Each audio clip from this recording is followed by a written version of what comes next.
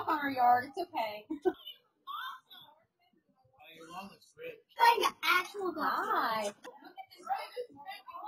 Oh, that's very nice. I'm impressed by the grass. Yep. Hey guys, I'm back, fully recovered from that fantastic beatdown that I got during the Halloween stripe off. It's been a while. This hopefully will be a midweek update. Today is Wednesday the 14th, so we'll see if I can get this out tonight or not. Just wanted to give you all a little rundown of what I've been into these past 14 days since Halloween. 2 weekends ago, I got a new project for the winter time. Very, very excited about this one. So we're gonna go outside. It's freezing, it's rainy, it's miserable. It's everything that I hate. Okay, so we're outside now at the entrance to the shed. We're going to show you what I have in store here. I'm super excited about this because when I did my hand cut edging earlier this year, just in that front little section, it wasn't hard, but this is gonna make it a whole lot easier because I wanted to extend that to pretty much everywhere else that I can do hand cut edging. That's big on the project list for next year, and it's actually going to start happening this winter because we're going to talk about that as well. So let's flip this camera around and take a look at what I have going on. Bam, so there she is. Went over to pick up the boys from the grandparents' house, the in-laws, after they spent a Friday night there, and was out just kind of pitter-pattering around in my father-in-law's workshop with him, and I noticed he had this old edger. It wasn't this one, but I was like, oh man, that's freaking sweet, that's nice. Because he gave me, you can see this one, it's a little Troy-built deal. Used it a couple times, and it does its thing. But this here, this is the workhorse. Okay, so yeah, this guy here is an absolute workhorse. He's a beast. These Mclanes, they're $600-ish, brand new, and they still fetch decent money in the aftermarket, just because they're built to last. They're fantastic pieces of equipment. This one here doesn't run. I've narrowed it down. It just needs a really, really good carb cleaning. The only problem with that is this 2 horsepower Briggs. The model carb on that is not in production anymore. I can't even find a knockoff or carb rebuild kits. The only thing I think of that is remotely similar is the diaphragm, since they said it, from what I saw in descriptions, works across a wide range of these Pulsajet carbs that are on these. So we're going to clean it up, take it down, do exactly what I did with the McLane earlier this year. And if I have to use a whole lot of liquid gasket, so be it. We're going to get this guy going. So how do I know that it needs just a carb rebuild? Simply, it got spark, maintains spark, as long as I keep a steady stream of starting fluid flowing into that carburetor, it goes. So yeah, after it gets cleaned up, it should be good. I'm going to take the spark plug out as well and just check down in the valves and make sure there's not a ton of carbon buildup. Going off the date code, which conveniently worked really well. For my mower comparison, this is actually a 1986 model, so it's getting up there in age. It's right up there with Paul's prime cuts as far as when he graduated high school. This was getting built. Okay, so my main goal with the restoration of this here is actually I'm going to do a pseudo restoration of it. I found some yellow paint that closely matches that yellow. Found the same red paint I used when I redid the Toro. I'm gonna color code my family of equipment here.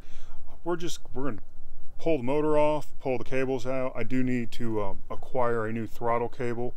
I have it rigged right now with a whole lot of electrical tape, but the little retainer, little metal retaining ring broke off, like the plastic broke, so it pops out with the choke mechanism, because it's a slide choke on this thing, and it works right now, but it's not a long-term solution, so I need to come up with that. We're also going to take a look at the actual assembly here. I'm going to tear it down. There's some grease fittings on there, so who knows what's living up inside there, just the condition it's in. So I want to tear it all down. So if you decide to get one of these here in the future, you'll have a good reference point on what to look for, and how to restore it and get it back up and running. And then we'll go over the features once it's running, because we're going to have some fun with it, hopefully. Okay, so there we have the McLane Edger that I was so graciously gifted by my father-in-law. So it's going to be a really fun restoration project. I'm looking forward to it. Probably going to get started on it this weekend and kind of extend that into the long Thanksgiving weekend, so I should be able to knock that out pretty quickly.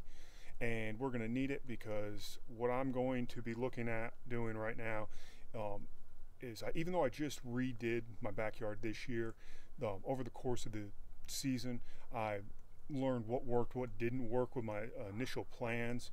So we're going to kind of, I don't know, tweak it a little bit, give it a little nudge to make things just, I guess, flow better, and not put so much wear and tear on certain areas of my dirt stripes, because I have to keep the dirt stripes looking really, really tight.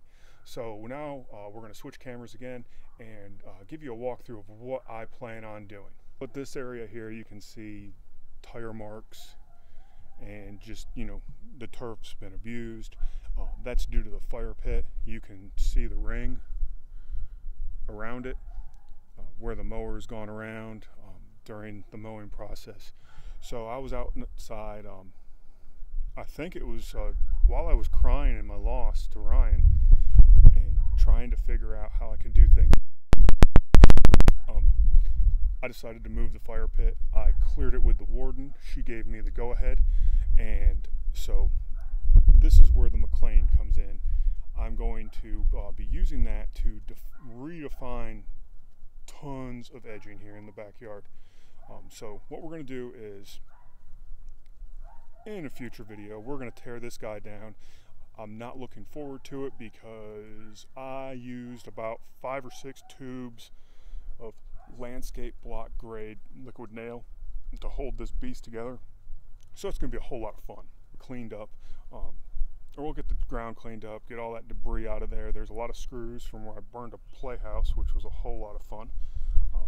And we are going to move the fire pit into this general vicinity. Let's back up and give a wider shot.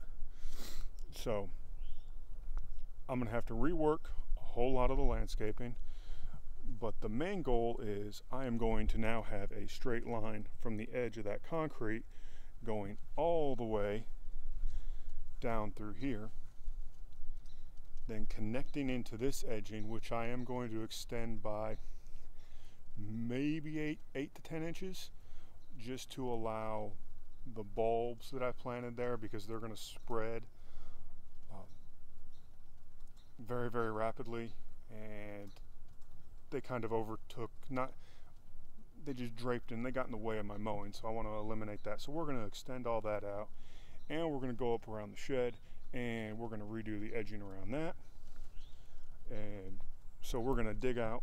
So once all that's kind of defined and I have a rough idea, we're going to start digging out and preparing the ground. I have to do measurements just to get an idea. I want it, a safe distance from my fence, also from the house. I haven't ran into issues with it before, but my brother is a little bit of a pyro, so I have to watch out. So I have to take that into account. So the final design, the final placement, yeah, we have some work to do on that. So that's one project we're doing, the fire pit removal from here, replacement to there. Now part of this is I have an area behind my shed that we're going to look at here in a minute. So I have this area here of dirt stripes, ryegrass, and so-so Bermuda. Once it's dormant, I'm going to start plugging it. One, to fill in as best I can and as level as I can the area where the fire pit used to be. And then also, as we make our way around,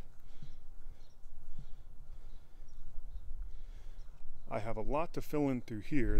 This here is my swale, where all the neighbors' waters come through and then go into the neighborhood drain. So we have to get this area here, which does not take seed very well. It gets washed out, so we're going to be plugging this whole area.